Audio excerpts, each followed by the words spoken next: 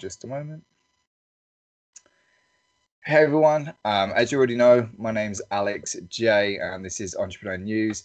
Today we're going to be speaking to someone that I genuinely didn't know if we were going to be able to get this guy on. I've seen articles about Mr. Yang all over Facebook, and it's causing fierce debates everywhere. And everyone's talking about, how is this thing coming about? I've seen a lot of stories talking about, how is someone going to give $1,000 away? Is this going to be good for business owners? Is this going to be bad for business owners? And I thought, it'd just be a lot easier if we just spoke to the man himself. So I sent off an email in the hopes to get him on. And lo and behold, we are now sitting with Andrew Yang. How are you? I'm doing great, Alex. Glad to be here. And I'm here in large part because I love entrepreneurs. I'm an entrepreneur myself, started several companies. And I feel like these are my people. So I'm very happy to be here. Yeah, it's funny you say that because I did notice that when I was going through your bio, obviously I noticed that it said that you had founded companies, and obviously you've done extremely well. And obviously that's great for me to hear. And obviously that's going to be, I think, very reassuring for people that are nervous. So yeah, what I wanted to do before we start going into like the policy thing, because I know that's something that we're going to have to talk about. And I know a lot of people are here to specifically listen to that. But what I want to do, I kind of want to rewind and kind of go back to the beginning, because your parents initially, they're not from America, right? No, my parents immigrated to the U.S. in the 60s from Taiwan. They met in graduate school at Berkeley. My father is a physicist with 69 U.S. patents, and my mom was a college administrator who's now an artist. Wow. Okay, so you've got a very smart family then. When I was growing up, I thought everyone had a PhD. It took me a while to figure out that my dad was sort of a geek. Yeah. Well, that's always a good thing. And so, do you find that that's where you find your inspiration from? Is that where you get your entrepreneurial spirit? Is it from your parents or? Well, I think for me, my first major push towards entrepreneurship was just how much I hated being a corporate lawyer, which I was for 5 short months in 1999. I was like, this is the worst job of all time. And so I left to start a company, and my first company did not work out and it failed. But it was still so much better than doing someone else's documentation. Yeah, of course. So what? Okay. Yeah, so I wasn't like some kid with a paper route. I didn't have one of those entrepreneurial like origin stories. Right. Okay. So that's obviously, yeah. I mean, that's traditionally how it goes. Is usually, yeah, people they do something quite young, but obviously you came into a little bit later. What is it that made you decide that you wanted to start your own company? My parents did say to me when I was young that if someone else does something, you can do it too. And then I met a number of people who had started companies successfully in New York and thought, well, they seem so much cooler than anyone else I know, so I should just try and do that. And then when I got bitten by the bug, and people listening to this know what I'm talking about, like it's so energizing and real, and you feel like, your business is on the line so often in those early days, and it's very hard to come back from that and then say you want to do something really boring and mundane. So even though my company flopped at that point, and I'd been bitten by the bug and wanted to keep trying to get better. Well, okay, so let's go back into that. Let's go into more detail. So what was your first company? What is it that you decided, this is going to be my first venture? Yeah, so it was a very .com 1.0 idea. It was called stargiving.com, and it was a combination of the hunger site where you donated food to an undernourished population just by clicking on a button, and celebrity media, where what we did is we got Magic Johnson and Hootie and the Blowfish to donate meet and greets with them to benefit charity. And then we would raffle them off online, where if you just clicked on the button, someone would donate $1 to their charity, and then you might get a chance to meet the celebrity. So we got a bunch of celebrities to donate meet and greets with them. This idea now exists. It's something called Omaze, But as you can imagine, the idea was ahead of its time. Yeah. No, well, that's sometimes how it goes. I think that's kind of crazy that your first venture was huge. Like your first mindset was like, we'll start off with celebrities. That's not usually how. What is it that made you decide that you were going to go big from the beginning, or to you, did it not seem big? Well, I just got fixated on this idea that it would solve a massive problem because celebrities were donating meet and greets to, at offline charity events, and like no one was seeing it. It wasn't raising that much money. They weren't getting much love for it. And so I thought, why not just take the same meet and greet and just donate it online? And you could generate much, much more value where advertisers would clamor to be associated with both the charity and the nonprofit. So it just seemed like such a powerful idea. And it would generate so much good that I thought, well, if I can make that work, that would be just so positive.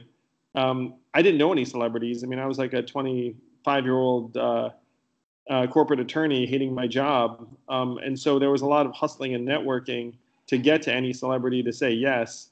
And that's a great story in itself. I was gonna say really, if you go in, yeah. if you're rewinding all the way back then, yeah, I mean, did you have social media? Was that even a thing to have been using to like? How were you reaching out to them? No, there was no social media in 2000, which is when I started this company.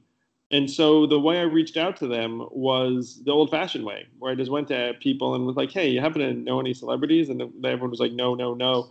But then one person was like, I do know someone who knows someone," and then you would like follow that person, and then say like, "Hey, I've got this idea for this great internet company that's going to help the celebrities, and it's going to be the future."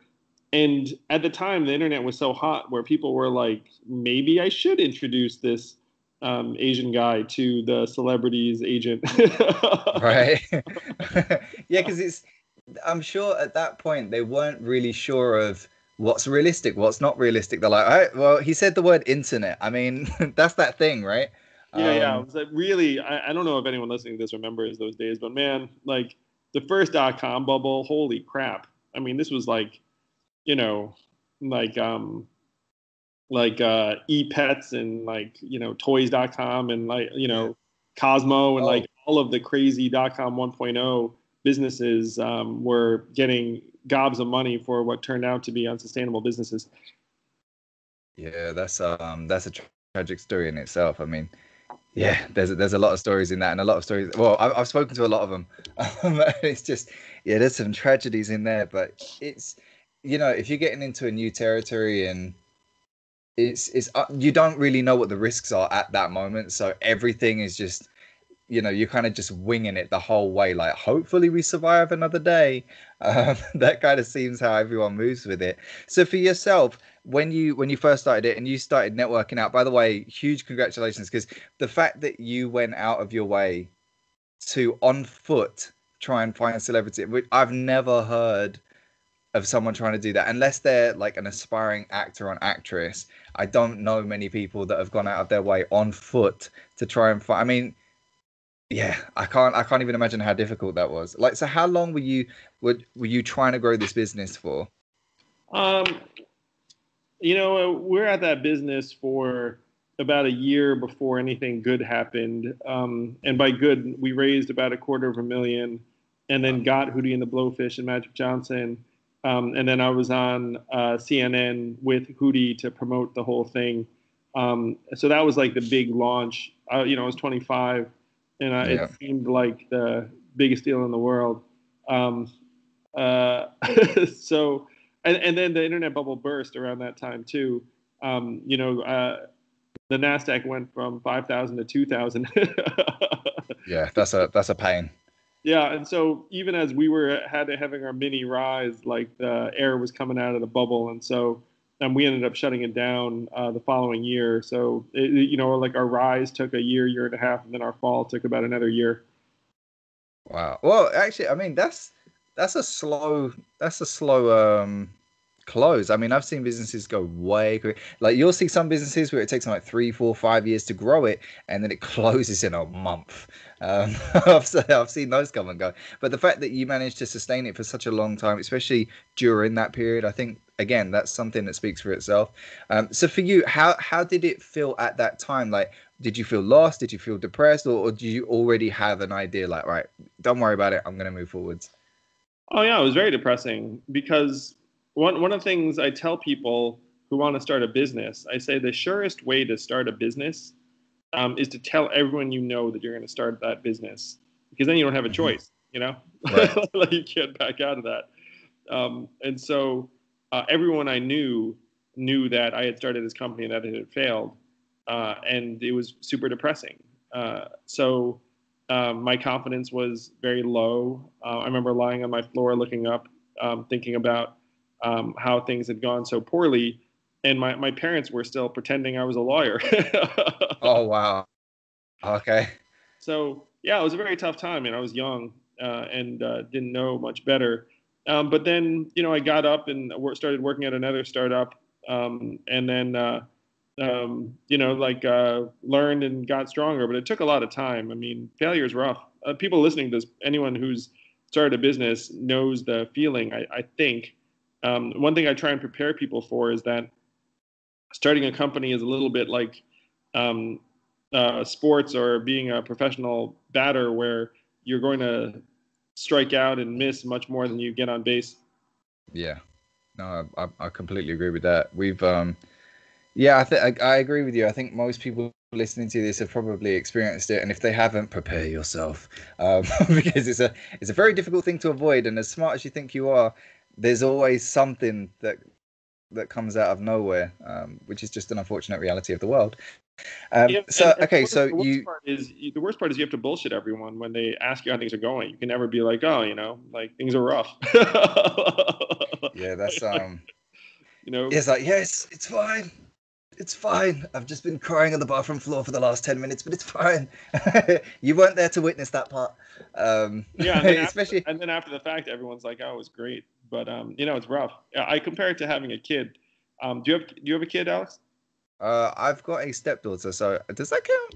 Do we Sure, count that man. one? It counts. We'll throw it in. Though I talk about like the early years where there's just so much humanity and brutality to it.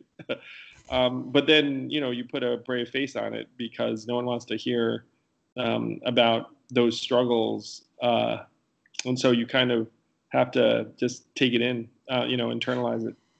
Well, I think that's a funny thing as well because a lot of people.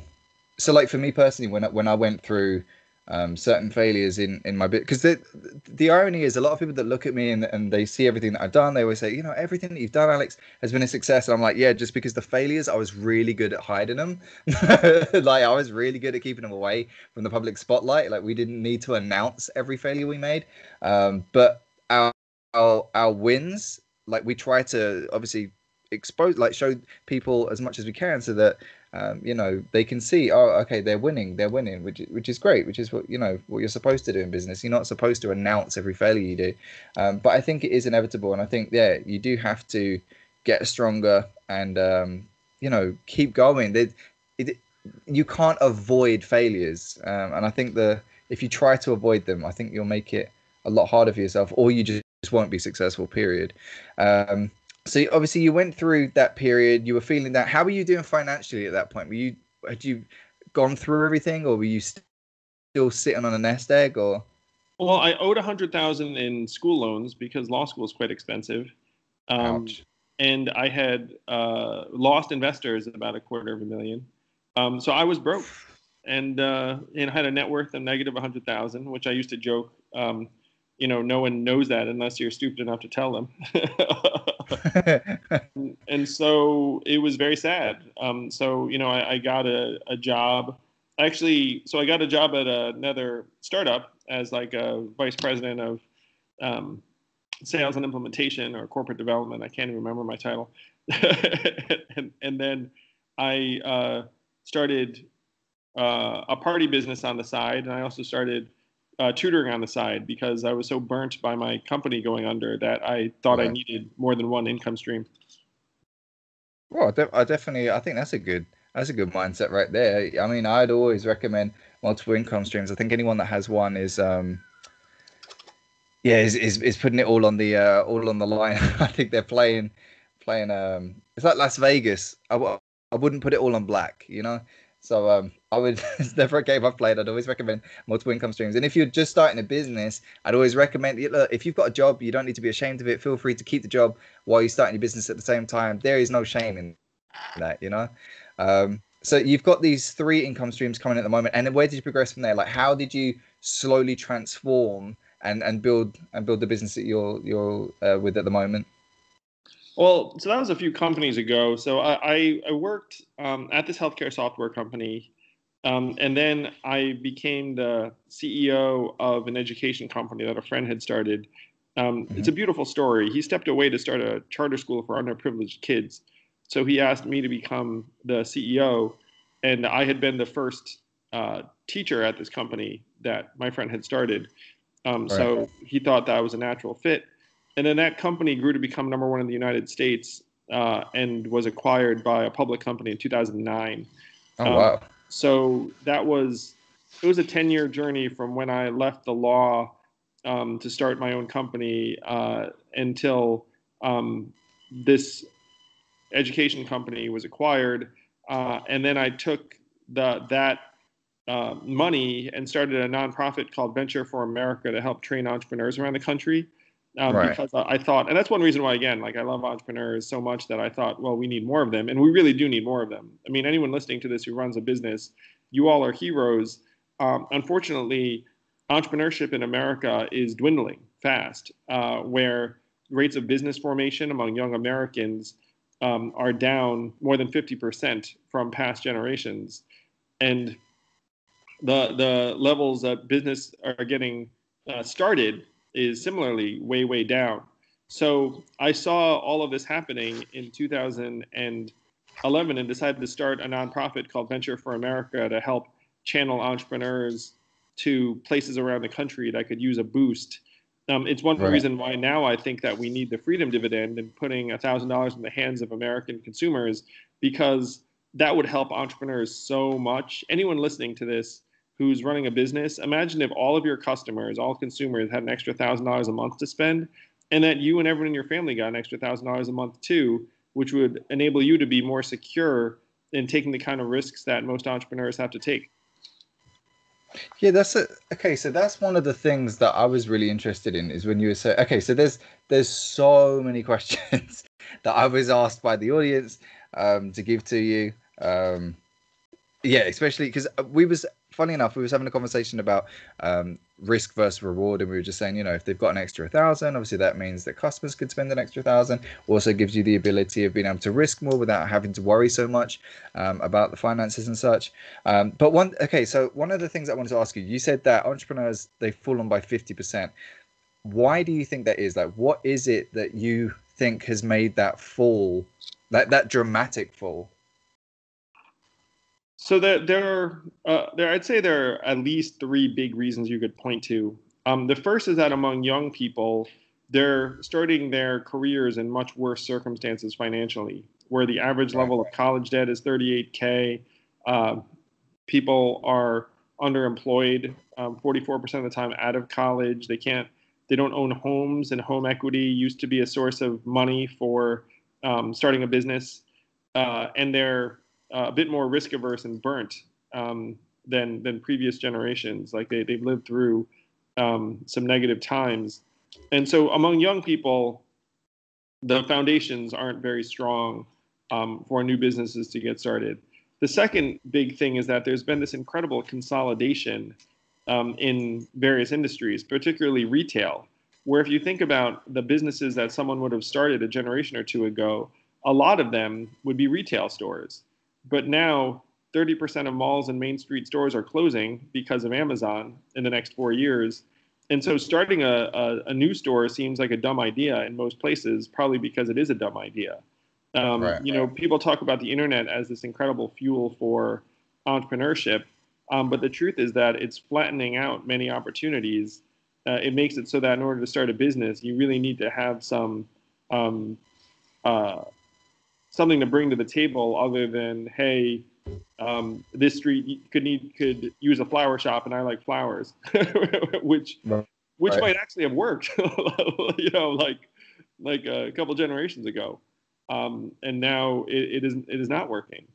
Um, and similarly, the third thing that's stifling entrepreneurship is that if you look at the numbers, literally 80% of the new businesses started in the US were in one of 20 counties, where you have Mhm. this hyper concentration of dynamism and growth, and then a corresponding lack of growth in the vast majority of the country.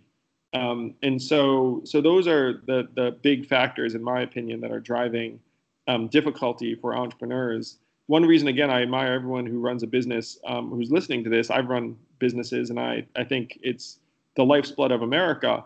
And the problem is that the lifeblood of America is running dry.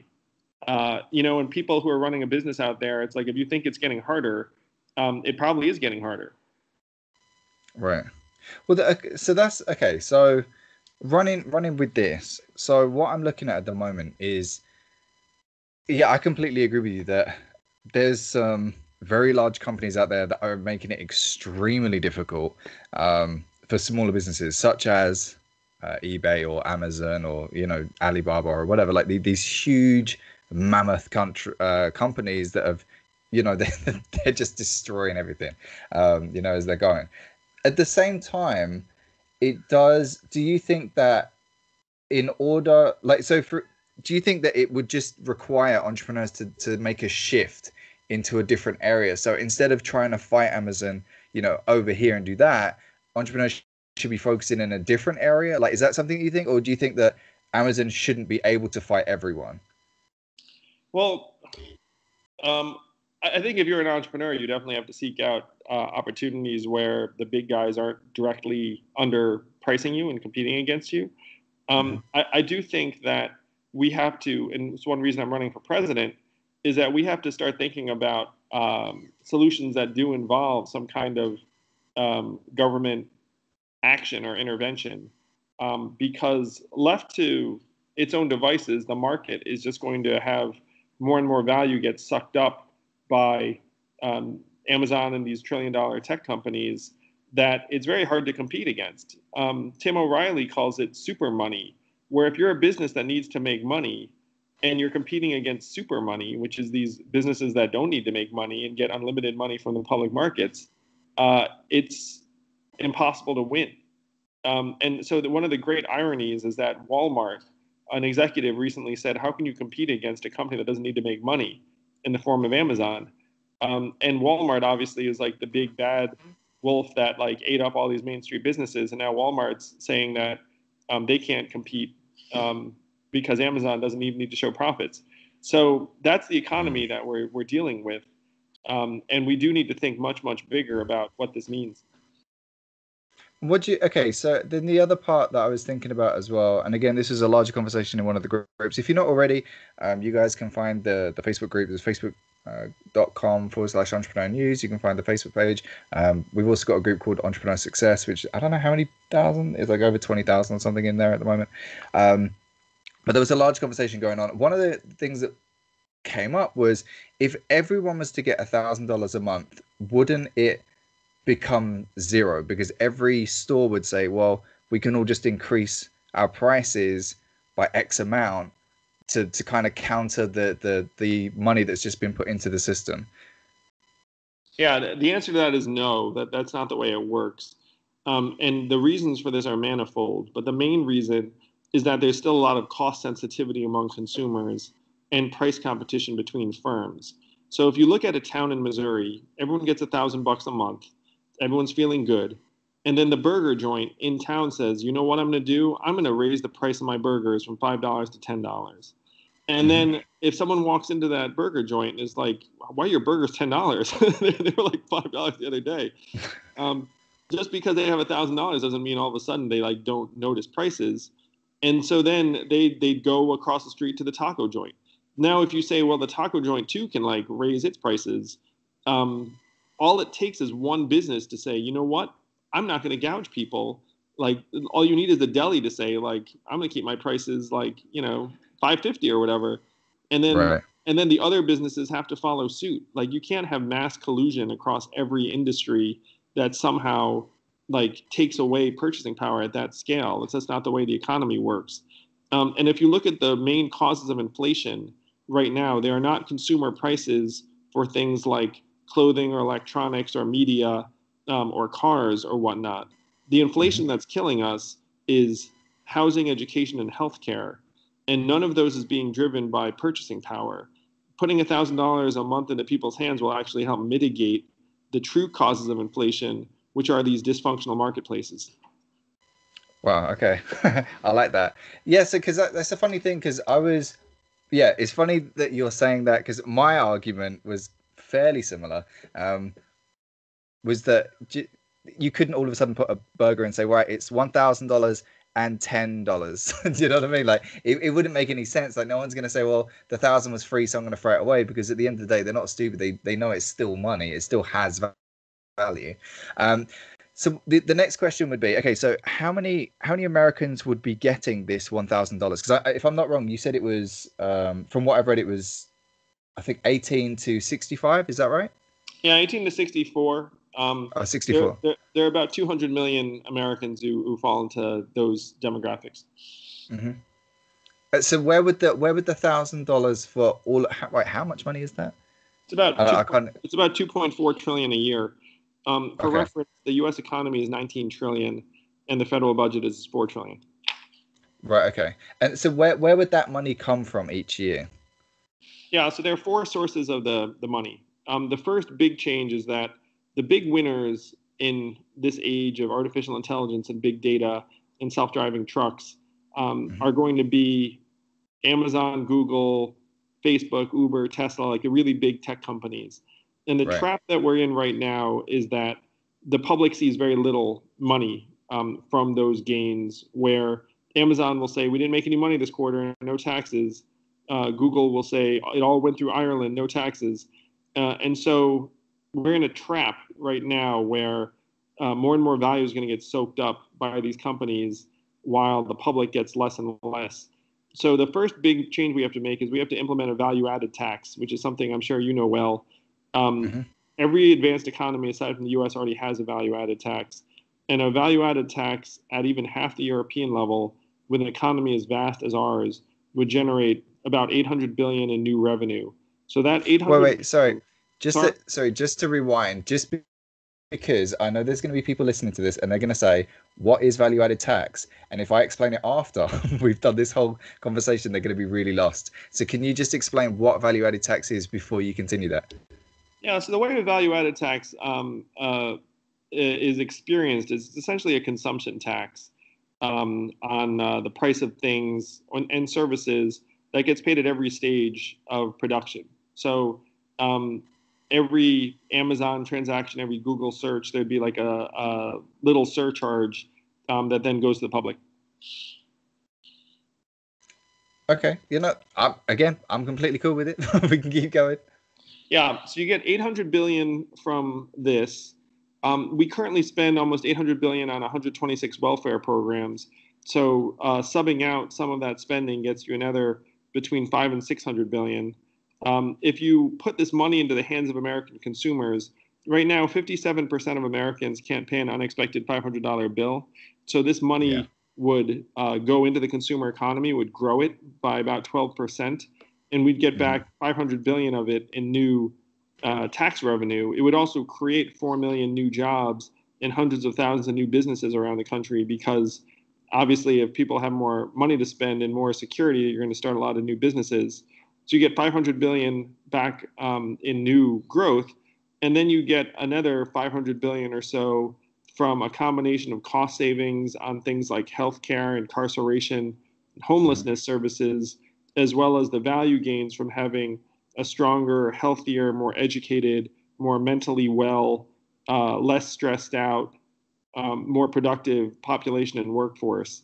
And so you can really see the gains from investing in people the way that entrepreneurs who are listening to this right now invest in your employees, where if your employees are strong and productive, then your business grows.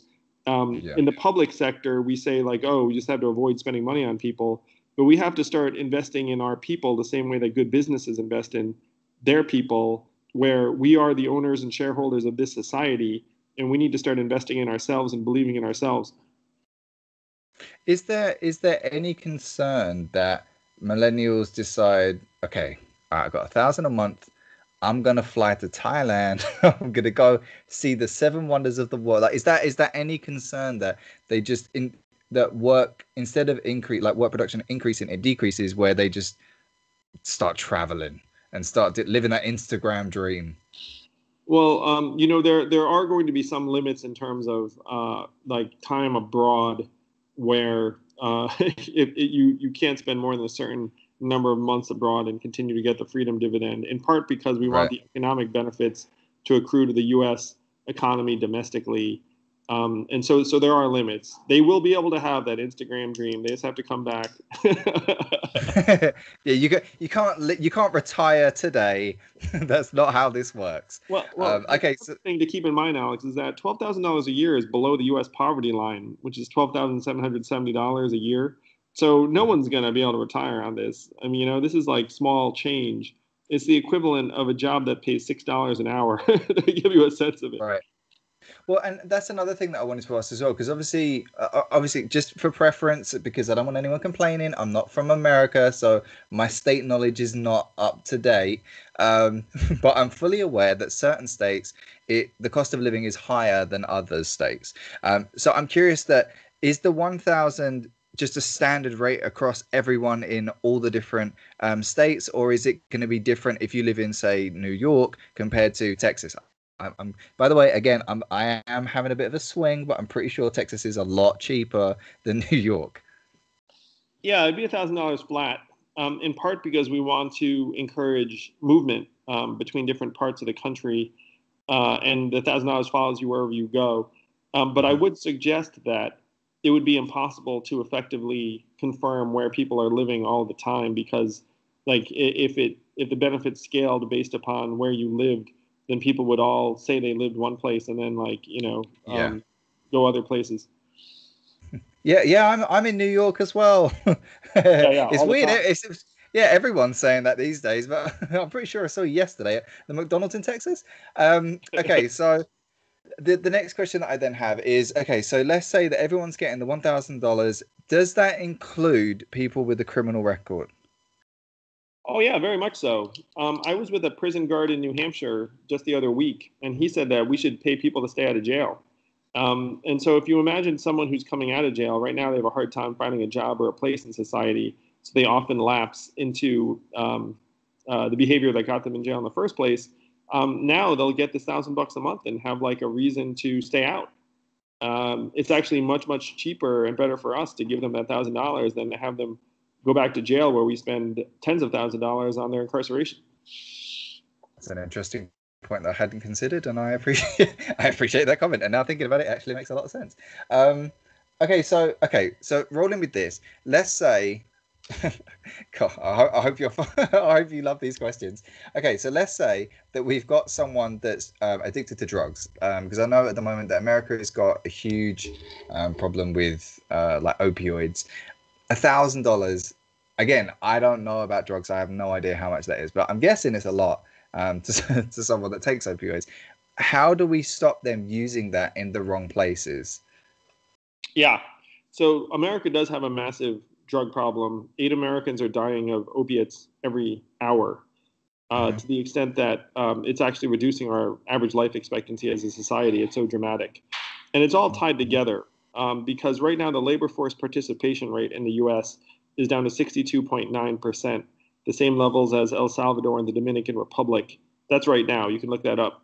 Oh, And 1 in 5 prime working age American men has not worked in the last 12 months. So, tying in with that, you have a massive drug problem. Now, if you put $1,000 a month into people's hands, uh, the goal is that they'll do the right thing. But if they don't do the right thing and they use it on drugs and we find out about it because they're in jail for a drug offense or wind up in rehab or one of those situations, then the money goes directly to their treatment and not to them. Oh, Which is incredibly powerful and valuable because right now there are so many Americans that cannot afford treatment, which is very expensive. The drug treatment. So, there are two sides of this. One, right now, lack of money is not impeding Americans from getting their hands on drugs. Like if you're an addict, you get your drugs. Like, and of if you have course, to, yeah. if you have to commit crimes to do so, you commit crimes. so, this $1,000 will probably mitigate drug-related crimes, but it'll also enable hundreds of thousands of Americans to seek treatment because right now they can't afford it. Yeah, absolutely. Okay, so here's a question that I have. So everyone's getting the $1,000.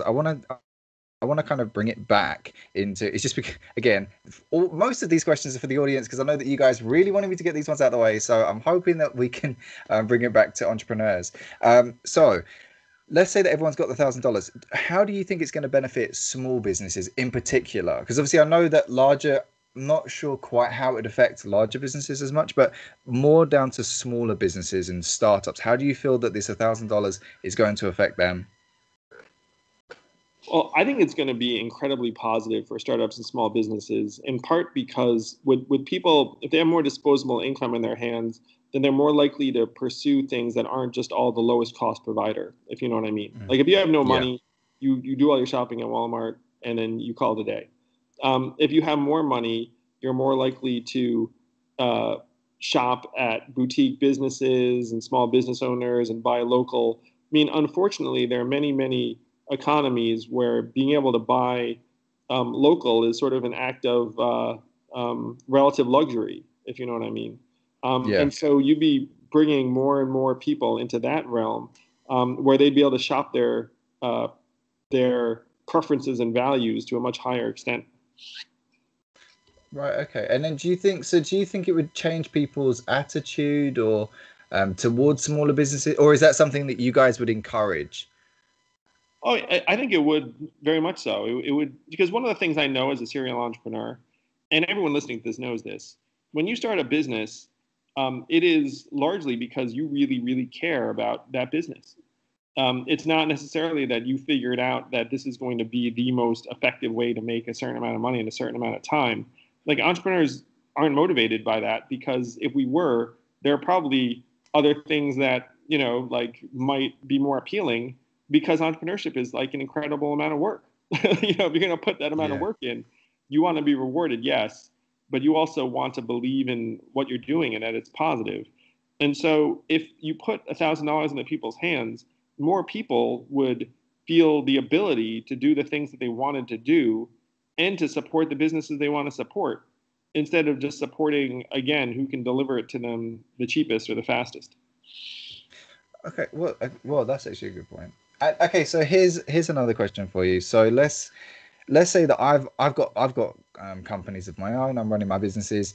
Do you think that it would create more competition for me? Because obviously that's one thing I don't want. Obviously, I know probably for the economy it might be better. I'm not sure, but would it create more competition for me as a business owner of people saying, you know what, I see what they're doing. Let me try and have a go at that because I've got some extra cash. Well, if you're a business uh, with like a real niche, um, again, your consumers are going to have buying power. And there are very, very few businesses that function as like monopolies anyway. Like, it's like, sure, there might be some companies competing with you, but there are probably already companies competing with you. Yeah. and so there's no reason to think that that dynamic would necessarily be different than it is now. Right, okay. Yeah, so it shouldn't take a major effect. Well, I hope not. I hope not, for the sake of everything else. So, okay, so do you think, another question is, do you think that people are going to save? Because one thing that I've noticed of entrepreneurs when they first start making money is that they start spending. So you'll see, and especially if people, let's say they've got a job and they get a raise. So they move from one cubicle to a slightly bigger cubicle, and then the first thing they do is they'll go buy a more expensive car, and then their repayments are just higher. Is there a fear that that's what consumers are going to do? That instead of saving the money, that they're just going to try and upgrade their lifestyle to spend that extra 1,000? Well, some will, some will end up hoarding it. I mean, people have different attitudes about money and savings. One thing that I am for as president will be financial literacy courses in every high school, so that Mhm. people have a sense as to the trade-offs. That, do you know, that was, you kind of jumped the bullet, because my next question was about the education in America, because a lot of entrepreneurs that I speak to on a regular basis, they always say to me, I never learned about taxes. I never learned about investments. I never learned about what a 401k was. I don't know. They just don't know anything, like anything to do with money, investments, or anything like that. Is that something that you would encourage? Because obviously you're an entrepreneur. So this is, I'm guessing this is a learning curve that you had to go through as well. Oh So is yeah, this something that you it's would put criminal into schools, or? how America ignores financial literacy and education, and that's something we need to dramatically change. And I'm glad to say a lot of companies would endorse this because a financially literate population will make better banking customers. Yeah, that, well, yeah, I don't think that would be I don't think that would be an issue at all. I think that'd be a great thing for everyone. And it definitely, I think it would solve a lot of problems, especially in areas where they're prone to getting themselves into debt. If they had some education on just what to do with the money, like just how not to spend it, for example, would definitely be one thing that I personally would recommend. And Um, you're more than welcome to throw me on your council at any well, given thank time. you, Alex. So I do want to suggest anyone listening to this, it's like you could think of it as a thought exercise. It's like, oh, what would $1,000 do for like my business, my customers? I'm running for president because we need to make this happen quickly. Without it, entrepreneurship is going to continue to dry up in the U.S. More and more people are going to lose their jobs. 30% of malls are going to close. Driving a truck is the most common job in 29 states. There are 3.5 million truckers. What happens when the trucks start driving themselves? And then what happens to the 5 million Americans who work in truck stops and motels and diners that serve the truckers every year? We're in the third inning of the greatest economic and technological transformation in the history of the world, and we need to wake up. And I'm an entrepreneur running for president because I see the magnitude of our problems and what we need to do to solve them. So this is not a thought exercise. This is something we need to put our entrepreneur hats on and say, how are we going to solve these problems? Now, I have a vision for how we can solve these problems. And if you want to help, go to yang2020.com and you can see my vision for how to make this an entrepreneur led economy. But I see the path to my winning this election. I could certainly use the help of motivated entrepreneurs around the country who see the direction we're going right now and know that it's not going to work out very well for the vast majority of Americans. And that's one reason why I was excited to be here today is that entrepreneurs are my tribe. Like we're problem solvers. And this is the biggest set of problems that we have ever faced as a country, as a society, that we are going through tectonic shifts driven by technology and the economy, and our government is dangerously behind the curve and backwards, and we need them to wake the fuck up. Well, I've got chills running down my spine. I heard that the second you started just talking. Then it really reminded me of the Elon Musk conversation when he was talking about artificial intelligence. I'm really curious. Do you listen to Elon Musk at all? Is that someone that you've listened to? Oh yeah, very much so. And I mean, he would know better than just about anyone what's coming. Like Yeah. I'm friendly with these guys in Silicon Valley who are working on AI, and they are very concerned. The more they know, the more concerned they are. One of them compared AI to, to nuclear weapons in terms of their potential destructive capacity. So, like we need to get our arms around it. Again, this is another area where the government's dangerously behind. Yeah, artificial intelligence scares me, and I've had plenty of conversations with very intelligent people.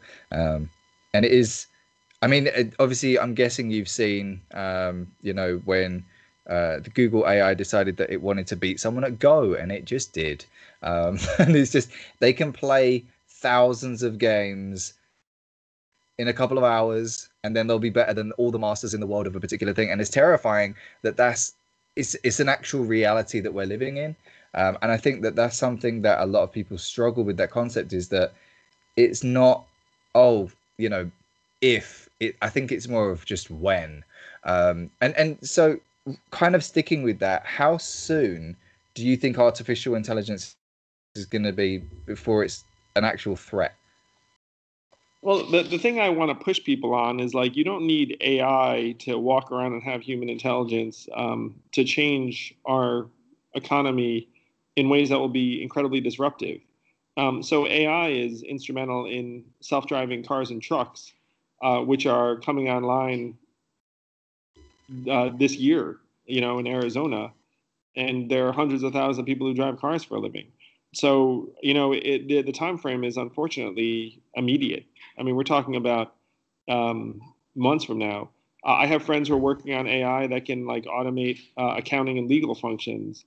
A lot of people are going to lose their jobs over that. So you don't need AI to legitimately be like smarter than us in these other capacities. You just need it to be able to do better work, and it Right. can already do better work.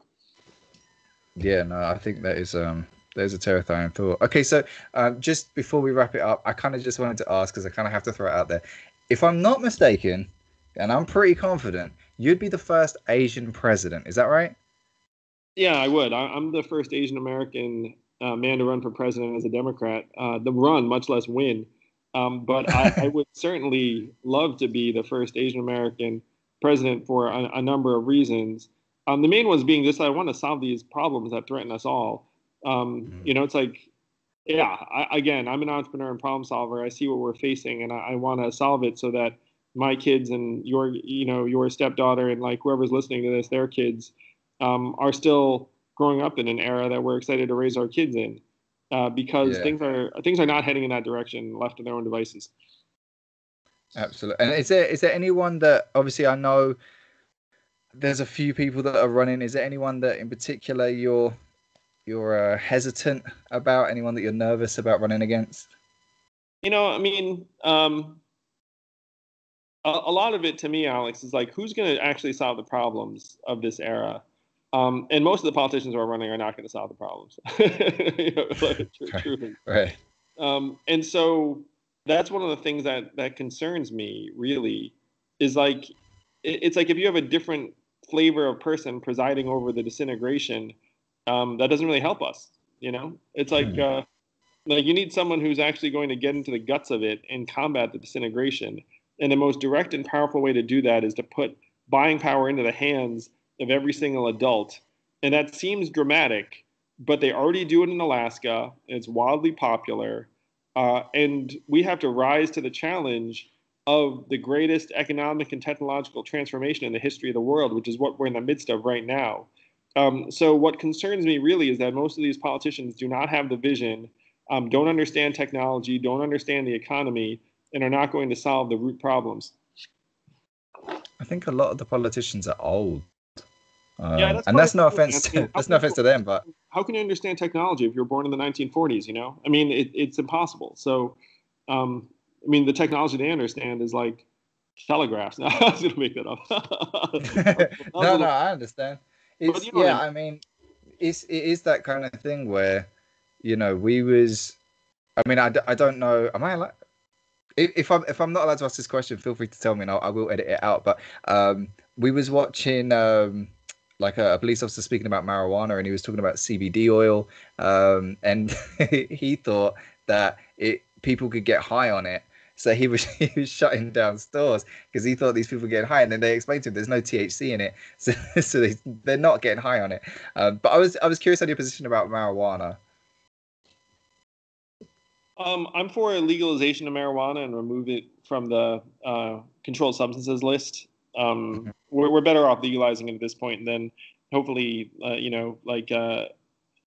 introducing helpful market regs that make it non-abusive. Absolutely. Well, it's another business opportunity for people there. Okay, awesome. Well, again, I really, really appreciate the fact that you came on. Is there any last words you want to give to anyone? How can they find you? What social media are you on? Oh, sure thing. I'm on Twitter at Andrew Yang VFA. My website's yang2020.com. Please do go to the website, check out the policies, get educated, but then just keep track of the campaign because I'm running for president, and this is one of the most glorious entrepreneurial adventures that certainly I've ever been involved with. And if you want to keep up with this journey, all you have to do is just like donate a couple bucks or sign up in the email list. I write a personal email updating people once a week and would love for the entrepreneurs to gather and solve the problems of this time. So it's yang2020.com. Alex, such a pleasure. Keep up the great work, man, and hope we have a chance to meet again soon. Absolutely. I really do appreciate it. And again, you guys, please make sure to subscribe to the YouTube channel, Entrepreneur News. Obviously, make sure to like the Facebook fan page, www.facebook.com/Entrepreneur News. If you want to try and find me personally, you can just go on Facebook and type in Alex J. You know I'm number one. So again, guys, please leave comments below. I'm sure Andrew's going to be going through absolutely everything. Make sure to go to the website and keep up with everything